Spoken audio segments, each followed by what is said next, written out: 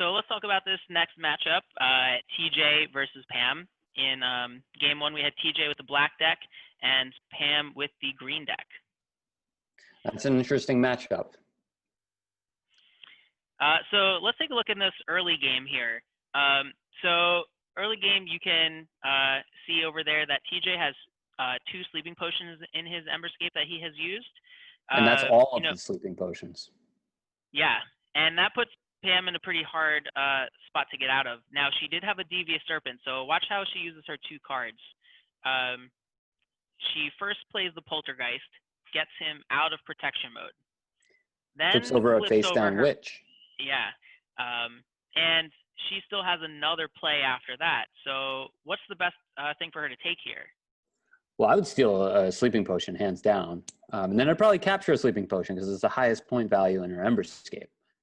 Yeah, and that's what we see. So we've used the Poltergeist.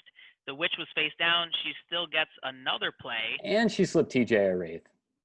And she slipped TJ a Wraith. So this is one of the best turns that you can have, really. You get your opponent out of protection mode. You get 2 cards out of them. You give them a Wraith. You put them to sleep. I can't really see how this turn could have gone worse for TJ. And he doesn't even know that he got that Wraith. And now Pam can close it out with another sleeping potion.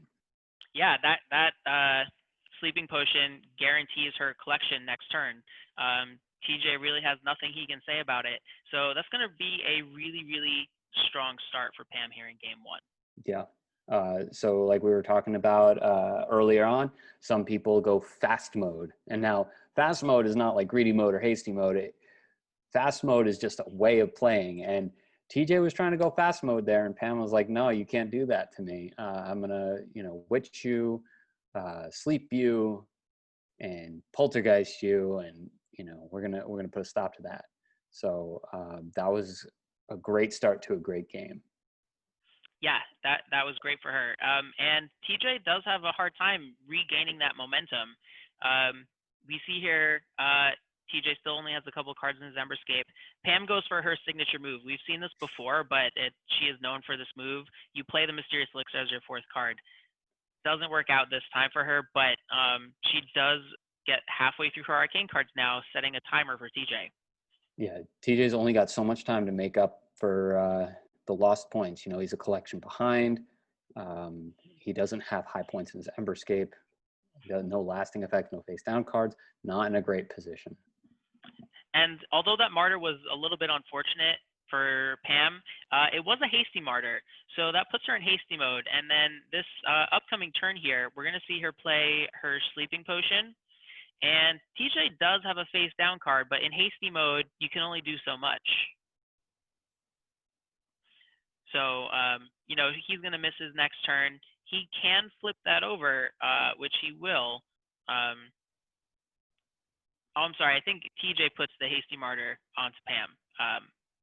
But it does prevent, he uses his face down card to take at least 1 card out of her Emberscape, reducing the collection by 12 points, but still very uphill battle after that early game. Mm-hmm. But another card for his Emberscape as well. So, you got to do something, right? And it's better than nothing. Yeah. And here is TJ's last attempt at a comeback here. He throws Demonic Vengeance in his Emberscape, not for the effect, but for the points. He wants to just collect in attack mode and get some momentum going. Unfortunately for him, Pam's got that martyr in her hand. Yeah, unfortunately for her, she knew he was coming. Exactly. Took the words right out of my mouth. And I don't blame TJ for doing this move. This was a good strategy. We've seen in earlier games how the arcane cards can propel you to victory, and we don't know what his next arcane card was going to be, but it could have been something really good that would have helped him get ahead. Yeah, so the tide really could have turned from that. Unfortunately, not going to get the chance as Pam plays her sleeping potion, and that's going to close out game 1. A very decisive victory for Pam in game 1. Do we know the score of that game? Yeah, the score of game 1 was 119-40. Well, that is a lot of points. That's a big spread. I mean, as we can see here, the arcane cards for TJ are all still there. So no collections of his Emberscape. We know that Pam got the race in there earlier. So there really wasn't too much of a chance in this in this game one for TJ based on the way that the cards fell and the kind of moves that Pam was throwing out there. And I would even say that what is it?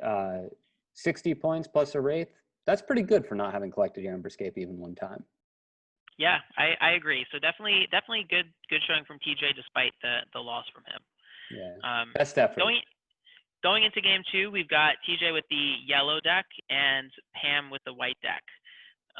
We're going to see Pam this time try that fast mode that we were talking about. Notice how right away she's got a handful of cards in her collection pile, trying to get game two over with and done so she can go on to the next round of this tournament. That Emberscape is almost full, but not a lot of points in there. A couple of elf labor. No. But when you play the fast mode, you're more concerned with just getting the cards in there, not as much as what they are. But unfortunately, we're going to see that TJ has picked up a little bit of a trick from Pam in the first round. He's got a Devious Serpent, so he can play 2 cards this turn. Yeah, and 2 cards is a lot in Ambyria. You only get to play 1 per turn, so if you get to play 2, that's twice as many. It is twice as many. And what I like here is he's using the exact same move Pam used on him the first game. He throws out the Poltergeist to get her out of protection mode, and then he's going to throw out the Banshee Shriek. So very good. Getting 2 cards out of her Emberscape. So very, very much a mirror of what happened in game one. He had a lot of choices there too. He could have also played the Wraith, and she would have collected negative points. And it's hard to say which is better, but regardless, that was a great move and sets the tone of the game to start out well for TJ's favor. Yeah, and since that fast mode early on didn't work out for Pam, we can see her trying to go into attack mode here and regain some momentum. She's forced to mode anyway due to that Horn of Geldelin being out on TJ's side of the field. So going into attack mode, if you've got a mode anyway, you might as well. I agree. And TJ doesn't have any face down cards. There's not much he can do to stop her from collecting this round, unless he has a Martyr in hand, which it looks like he has 2. Yeah, you can see Pam, weighing her options, ends up choosing a Starless Gift so she can just grab something for later out of the discard pile. As you said, if the opponent doesn't have a face down card, I usually feel pretty safe in attack mode, even if they might have a Martyr. And we can see that TJ does have a Martyr here. So unfortunately, Pam gets thwarted again. TJ really making sure to prevent what happened to him in game one again. Yeah, I mean, that's what happens. You make a mistake, you learn from it, you correct, and then you move on and hopefully you do better in the next game. Yeah, and this is going to give TJ now an opportunity to use one of his witches. As the yellow deck, you get 3 of them. You got to be aggressive with the yellow deck, especially when you get your opportunities. And TJ does not let this opportunity go by as he gets that witch off. Yeah, this is a sandwich right here. He's going to take that sleeping potion. He's going to, use it to his advantage. He's going to use it to go fast mode through the rest of the game. Both players have 4 arcane cards here. Remember, this is still early in the game. So up until this point, both players have been relatively they've had time to make up for any mistakes. Now we're running out of time to make up for it. Yeah, and TJ does end up getting that collection of his Emberscape off. He uses that sleeping potion. He just does not give Pam a chance to come back in that game. And it's almost a reverse of what happened in game one. TJ with a very commanding victory in game two, 188-73. So a little bit higher scoring on both ends, but still as much of a disparity among scores. So both of these players each having one dominating performance. Yeah, so going into game three, it's anybody's game. But I think what it comes down to is who can deal with the pressure better. Because whoever doesn't win is out. That is key, keeping cool under the pressure. Game three, we've got TJ as the red deck, Pam as the blue deck. TJ with the turn 1 dark magic. We've seen it before, and we will see it again, especially with the people who love dark magic out there. Do you have any insight as to why he would have played dark magic turn 1? That's something that we would have to ask him. It was probably his best option at the time. one reason is that Pam had Devious Serpent, so she was about to play 2 cards. If you get Dark Magic out there, you make it so they can't plan. And it actually does work to TJ's benefit here. You see the first card she got was a Poltergeist. At first, that seems pretty good. She got TJ's only mode card. But then the next card she plays is the Deceptive Trader. And that's going to trade her own mode card away to TJ, leaving her without one. So that was a very humorous exchange. And I think, you know, one of the things that works out from what TJ was saying was planning. You don't want to plan to let them have 2 cards that they choose. Make them be random so they can't have a powerful move, and that's exactly what happened. Yeah, you know, it's so tricky to plan for Dark Magic, and you know, Pam couldn't have planned for this. And to that matter, TJ really didn't either, but it worked out for him. And again, risk versus reward. He took the risk and it paid off. Yeah, and the rest of Dark Magic is relatively neutral for both players. Both of them end up getting a collection before it's gone. You know, that one interaction there being the most impactful thing, I think, that came out of it. Now, going on later into the game, we're seeing TJ here put a mode card that's protection mode over a protection mode. And again, we've talked about this before. This is something that experienced players know is important. Getting that double up on your protection mode, especially against certain decks, is key. Yeah, and we often see that Starless Gift also gets discarded, but a little ironic. And then, you know, he'll play the spell book here. He'll get Pam's mode card. Notice what's in his Emberscape: spellbook, Poltergeist, spellbook. He's got an agenda. He is making it very hard for Pam to keep a mode card there. Yeah, and when you have to burn a card every turn and you're putting down high point, or your opponent's putting down high points, you know, it's not looking good for you. Yeah, you know, keeping the pressure on that mode pile, very, very important. You know, Pam has a good hand here.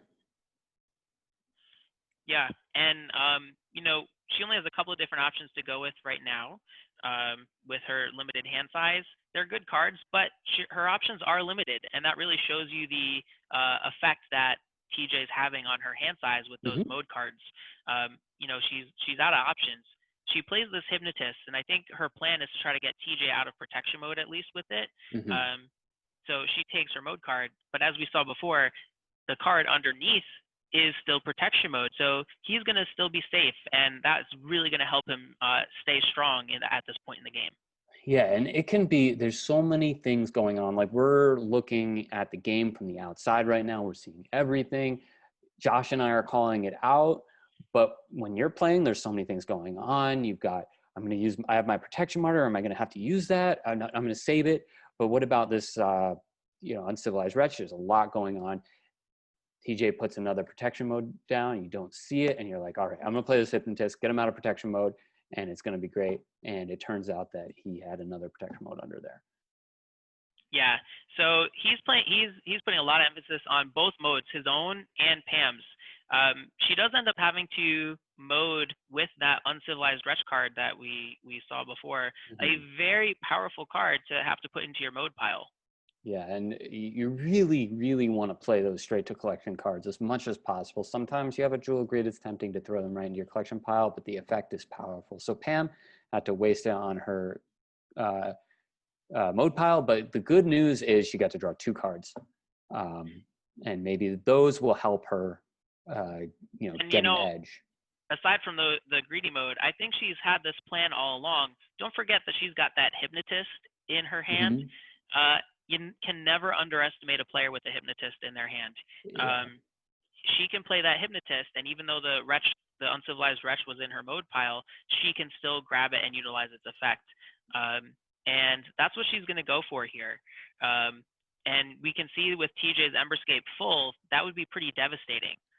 So even so, in TJ's shoes, maybe the things that would be going through my head is, I'll just play a different 5th card. that, or, I mean, check out what he's got in his hand, though. He's got a couple of martyrs, and I think Hmm. that he anticipated this move because he knew that that hypnotist was in her hand. So he, as we said, you can't underestimate a player with a hypnotist in their hand, and I don't think TJ did. He knew Pam had that. He knew she knew how to use it and was prepared to stop it. Yeah, yeah, that was very good on TJ's part. You know, those hypnotists can be tough to stop, mainly because you don't know when your opponent has them. But if you have a martyr, uh, it's almost a dead stop. Um, yeah, they can be tough to stop, though. Yeah, and like you said, if that wretch did go off, TJ could have played a new fist card, but this works out better because now he doesn't have to. He gets that collection, Mhm. and that really carries him towards the end of the game. The end of the game, does look very close. Both players have one arcane card left, and notably, both players have very, very small hand sizes. So I think this play from Pam with the spotted mushroom is brilliant. Yeah, when you're having to discard a card every turn, you know, you just sometimes don't have that many options. But also, it can keep you milling your deck if you get too small. Here, TJ has to discard a card, and then he has to play a card. So now at the end of his turn, he's going to have to draw two more cards, and that can be very good sometimes. Yeah, it does at least help him cycle through a couple more cards a little bit more quickly, which yeah, I guess is definitely a good thing. And you can see there he does end up drawing the Wraith. Mm. Um, Jumping back over to Pam, she doesn't really have that many options either, despite limiting TJ as well. She'll be able to play a card into her Emberscape, but if you'd been following along for the game, you knew that Pam was still in this game, but she needed a pretty good sized collection to give herself an edge. Mhm. And TJ, I think, understanding that and understanding that this is his best option, he's gonna put the Wraith into her Yeah, Emberscape. yeah, and not only this, it is that someone's going to end the game soon, and someone's going to win, and someone's going to move on. So that's what's going through TJ's head right now. Is I'm going to put the Wraith in here, and that's going to stop Pam from moving on, and I'm going to get to go to the next round. Yeah, and the final score of that game, TJ wins 136 to 95. Very close. Very close, especially considering that one of the last cards in Pam's collection was the Wraith. You take that Wraith out, that's 20 more points, and replace it with a good card, and you're That's right 10 back in more this points. game. Right, yeah. So very, very close finish from two very strong players. Yeah, Again, another game three. I love it when these games go to game or when these matches go to game three. Very exciting. yeah, for sure. So TJ moves on. Pam did a great job, and our next matchup was between Bruce and Mohammed, who have played against each other a lot, who know each other very well, and uh, I didn't catch the first two games, but I did catch the third game, and watching them play, it's very cool. Oh, there were a lot of highlights I want to get through from this matchup. In the first game, we had Mohammed as the red deck, Bruce as the blue deck. Bruce, right off the bat, is starting to limit Mohammed's options with that spotted mushroom. And for those that watched this game, you know just how frustrating this was for Mohammed. Those spotted mushrooms lasted in the Emberscape forever, really making it hard for Mohammed to get anything Yeah, done in the early game. I can't help to think that Bruce was only doing it to get to Muhammad, and he didn't really care about winning. Well, everything Bruce does is to get at Muhammad. Yeah, So so this is I'm just sure the that got at icing on the Muhammad cake. more. Yeah. So Muhammad's does have a face down card here, but because of the spotted mushrooms and him having to continue to discard cards, it's kind of hard for him to get anything planned and get any momentum going early in the game. Yeah, and sometimes Ambyria can be that way. You just are you've got good cards. You're just trying to think of things, and your opponent is just outpacing you. Yeah, and then that uncivilized wretch play from Bruce just is one more thing, Mhm. forcing Mohammed to activate that face down card before he had to put it back in his deck. So, really tough start for Mohammed in game one. And sometimes it's hard to come back from those tough starts. Let's see how he does. Yeah, we see Bruce getting his first collection. One thing that happens is Mohammed is at least a little bit happy that the spotted mushrooms are finally gone. but Bruce gets that Poltergeist as his arcane card. Mohammed flips over that spell book. He is not going to let Bruce take that card. Now, you can't see this not only from every player, but you can't see this from every deck even. The spellbook is a unique card. It's only in the red deck, but you also need the player to know how to play it. And a 2-time world champion knows how to play the spellbook. And I think we'll see more of that as this game goes on. Yeah, and you can see that we're hovering over Bruce's hand right now. He has some powerful cards. I think he plays the spellbook or the spotted mushrooms, not because it's his best option, but because it's his best option to really annoy Mohammed with it. Yeah. So he does finally get over the spotted mushrooms, and over the course of the game, Mohammed does end up gaining some more cards in his hand, getting about halfway through the game here with only 2 arcane cards for each person. Also, notice how Bruce is on purpose keeping his Emberscape disorganized with those cards out of place. Very intentional move against Mohammed. There's no rule that you have to put the cards in the slots in the playmat, and Mohammed hates it that he's not doing that. The orientation of cards in Ambyria is only a suggestion. There's actually no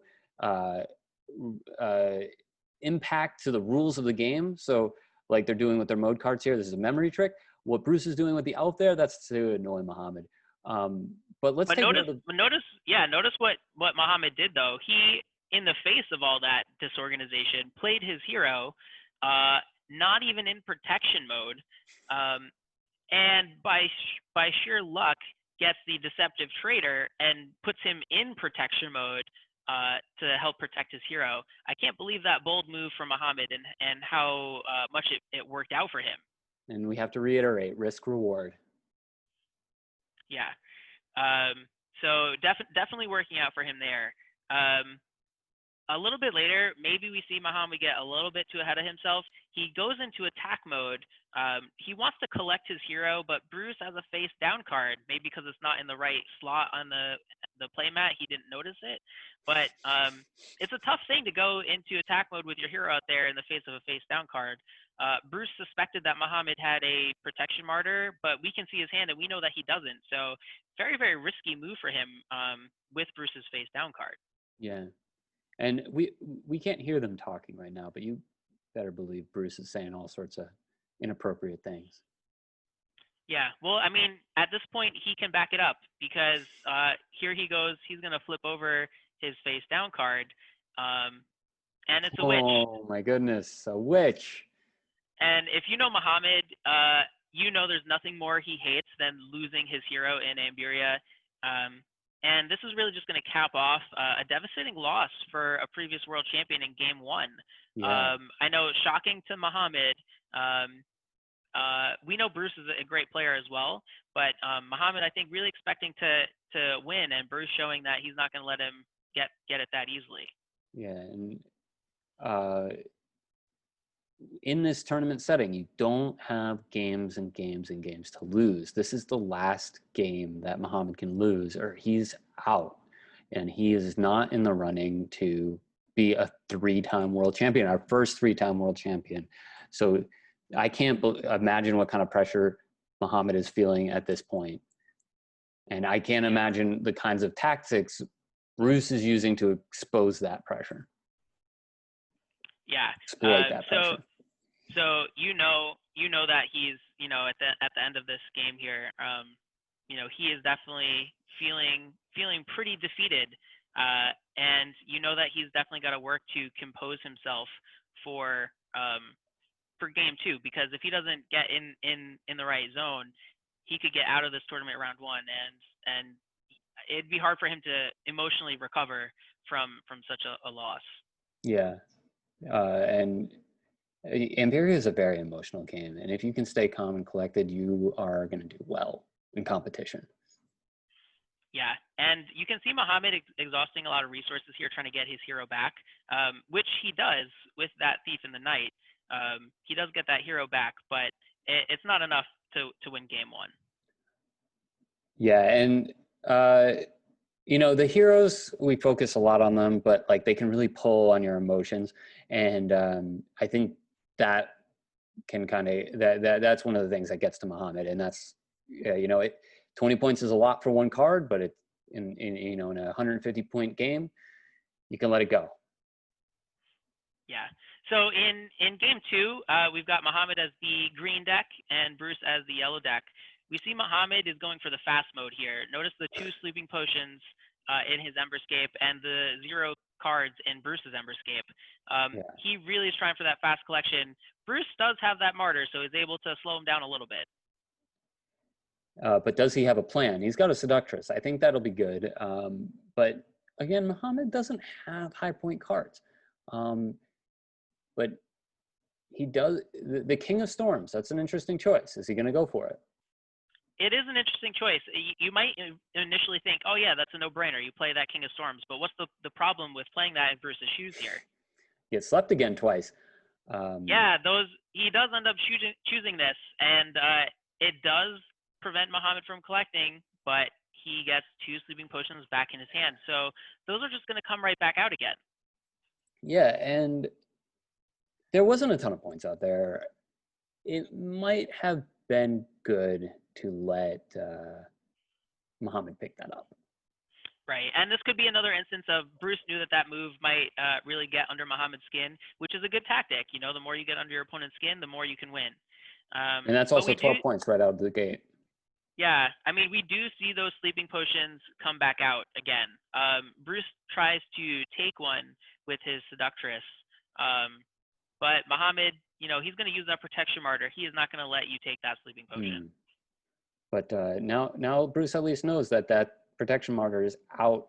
Mohammed can't use it again. Yeah, and this time I would think that Bruce would, if he does get another King of Storms, he would not want to use it because he does not want to have another 2 sleeping potions used against him. Yeah, I would almost put him into hasty mode if I could. Yeah. So, I mean, Mohammed, he's looking to collect. He goes into attack mode. He plays a Seductress. He is going to capture that Seductress from Bruce. If we look in Bruce's hands, I don't know if the camera will go over there again. We'll see that Bruce does have a Hasty Martyr. He could stop this collection, chooses not to. What do you make of that decision? I think that he's just waiting. Those martyrs, he knows he's going to have to make up some lost points later in the game. You can use them for a quick hasty collection. You can be tricky like that. You can use them to get your opponent out of protection mode and use the witch. He knows he's got 3 witches in his deck. And he didn't have anything set up. There was nothing under 5 points. That's a great point. So those martyrs can come in clutch later on in the game. Yeah. We see again later on Mohammed trying to go into attack mode. He wants to collect again, not afraid of Bruce's face down card. So he plays that Mysterious Elixir, gets the Way of the Wanderer, fills up his Emberscape. But always risky to play that card when you have a face down card on your opponent's side of the field. So risky. And now Mohammed is in a really good spot. And you got to be careful when you're in a good spot because that's when your opponent is gunning for you the hardest, and that's when the hits hurt the most. Yeah. And once Mohammed is done discarding these cards due to the Way of the Wanderer, we are going to see Bruce flip his face down card, Banshee Shriek. Going to take 1 card out of there. Not the most powerful use of the card, but is handy to prevent that collection if only momentarily. Yeah, and sometimes you're just playing for this much. You just need this much space to make the move you need to make. And I think that's what Bruce was doing there. I think that was a good move. It isn't often that the Banshee Shriek will get more than 1 card out, but it is spectacular when it gets all 5. Yeah. And here we have a little bit more into the game. Mohammed down to just 2 arcane cards. And Bruce has the Horn of Gelderland out there, so that's forcing him to mode. Mohammed doesn't really have that many cards in his hand already, so that Horn of Gelderland really putting a lot of pressure on Mohammed here. And he goes for his hero again. Which always has to go in the center. Yes. He uses Raoul, his hero, to collect that mode card from Bruce, He's not protected though, and this is the second game in a row we've seen him throw his hero out without being in protection mode. What do you think is happening to Mohammed here? You know, sometimes you're just feeling lucky, I guess. And he doesn't know what Bruce has. So it wouldn't, if he did, he'd know it wouldn't matter. Um, but This is true, and Bruce does only have a few cards in his hand, so maybe Muhammad feeling lucky, feeling like Bruce doesn't have anything to get the hero. We see him buy a turn with Sleeping Potion, but Bruce is going to throw his own hero out there, and yeah, Seraphine is known as the hero killer because she goes right through protection mode, so you can't really stop her effect from getting you. yeah. You know, we talked about positioning a lot in this game. You'll notice Bruce's arcane cards are in order this time. Yeah, and maybe he's not doing enough to throw off Muhammad because Yeah, while Muhammad did lose his hero, he does end up getting that hasty mode collection. So he's still racking up the points. Bruce does have to do some more stuff to keep himself in this game. yeah. Muhammad's really turning it on now. You know, he knows what's at stake. But Probably more for him than anybody else. here's what is pretty sad for Muhammad though. He had played his Starless Gift to get Raoul back into his hand from the discard pile, forgetting that Horn of Gelderland was out there. The Horn of Gelderland forces him to use Raoul on his mode pile, which is effectively going to trap Raoul in that mode pile for the rest of the game. So Muhammad really does want to get his heroes out there, and I think his emotional attachment to Raoul and his hero card blinded him from seeing what was about to happen to it. Yeah, and if I were in Bruce's shoes, I'd be so happy with that. And I'm sure Bruce was so happy with that. It just feels really good when the horn does that kind of thing for you. Yeah, and that allows Bruce to get off a really big collection. He had his hero, the Horn of Gelderland. That's a lot of points. So, Huge. Muhammad's starting to feel a little bit defeated in this game, but I think here is one of the biggest moves of the game. Bruce in attack mode, trying to collect his Emberscape. Muhammad does have a face down card. We know what it is. Bruce doesn't, but we know what it is. It's a Traveler's Inn. It's not the most offensive face down card. Why do you think he flips it anyway? He's going to draw Martyr. I know he is. Yeah, this is a great example of knowing your possibilities. It's a long shot, but if you have a possibility of drawing a Martyr, you take it. And we can see there he did. He drew that Martyr. He's going to put it on Bruce's mode pile. He's going to prevent that collection. Bruce is already folding up his cards. He's like ready to go. He thinks he's got this on lock. This can be as demoralizing as getting witched. Yeah, and that allows Muhammad to win the game. I think without that play, he doesn't win. This turns out to be 173 to 140. Super close. Definitely whoever got that last collection was going to win. So that face down, Traveler's Inn, really winning the game for Muhammad. I don't think I've ever seen that before. A face down Traveler's Inn win the game. I've seen face down Traveler's Inns before, but not to a huge effect. So I think we've said it a lot about all these players, but you don't see that kind of move from novice players. That is an expert level move. And Muhammad needed it to stay in the tournament. And as we get into game 3 here, we can see what happens as he tries to come back from that game 1 loss. So we have Muhammad here playing as the black deck and Bruce playing as the white deck. And Muhammad is going for that fast mode again. He is trying to fill up his Emberscape very, very quickly, trying to turn those arcane cards really fast. You can see that we jump in here. He's already only got 2 arcane cards left. You may not think it, but this is not the early game right here. Yeah, well, I mean, it didn't take long to get here. With a few hasty mode collections, you can turn over those arcane cards really, really quickly. So it does not take long to get here, and Muhammad keeping up the pressure early on in this game 3. he doesn't have that many options. Bruce has the Falvier Venom out there, and that makes it hard for Mohammed to get any aggressive momentum off on him. But Mohammed is still able to keep up the pressure by filling his Emberscape. And we can see from Bruce's hand, he only can do so much against Mohammed's Emberscape right now. Yeah. This is just an excellent exhibition of how effective pressure can be. But Bruce is hanging in there.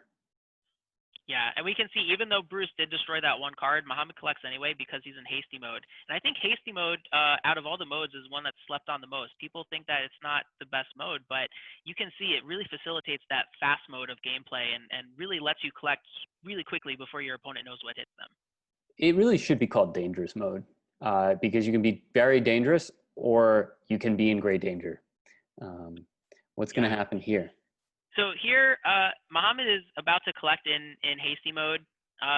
We can see from Bruce's hand, he really doesn't have much choice. He plays the Knight's Pledge, which I think was his best move. If you don't have anything in your own hands to stop them, you play the Knight's Pledge. You could get something out of their hand. And we could see Mohammed's hand. It turns out he had that Deceptive Trader in his hand. So he did actually have a 50-50 shot of getting him out of hasty mode and stopping that collection, but just it wasn't in the cards for him. Mohammed gets a pretty quick win in game 3, and he's breathing a sigh of relief as he gets into round 2. Yeah, and that was one of the most decisive games we've seen in this tournament. So hats off to Mohammed there. But one of the things I really liked about this matchup was they just showed how well you can leverage the luck factor in Ambyria to your advantage. That move at the end, it was this close. It was, he could have bought himself a little more time and collected more cards. We could have seen what happened in Jim's game where he came back from the bottom and collected a ton of points. So they really leveraged every aspect of Ambyria to get to the end of that matchup. Yeah, and they both had really fantastic moves. I had about as much fun watching this match as I did any match of Ambyria I've watched. So it was great to watch all 3 of those games. For sure.